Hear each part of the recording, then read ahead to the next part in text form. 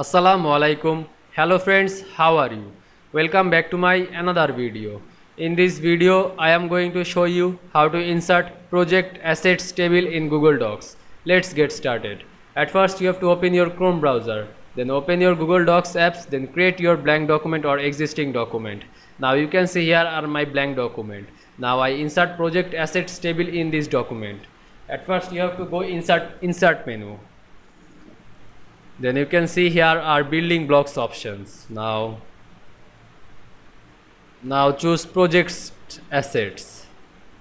Now select this table to drag on your mouse, then move these tables like this way. You can also edit these tables. Go to table options.